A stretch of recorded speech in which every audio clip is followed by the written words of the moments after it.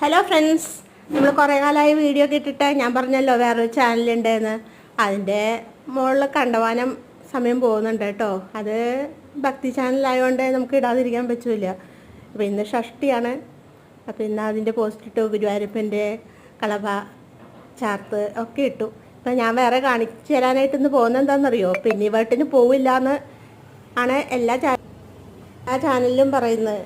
പക്ഷേ ഇവിടുത്തെ പെന്നിവേട്ടിന് പൂവുണ്ട് കേട്ടോ. കൊച്ചു കൊച്ചു പൂക്കളാണ്. അതായത് ഞാൻ കാണുന്നത് നിറയെ പൂത്ത് നിൽക്കുന്നുണ്ട്. തീരെ ചെറുതാണ്. ഒരുതരം വെള്ള പൂക്കളാണ്, കുഞ്ഞു കുഞ്ഞു പൂക്കൾ. അപ്പുറം നിൽക്കുന്നത് നമ്മുടെ വാട്ടർ റോസാണ് കേട്ടോ. കണ്ടമാനം പൂക്കളുണ്ടായി.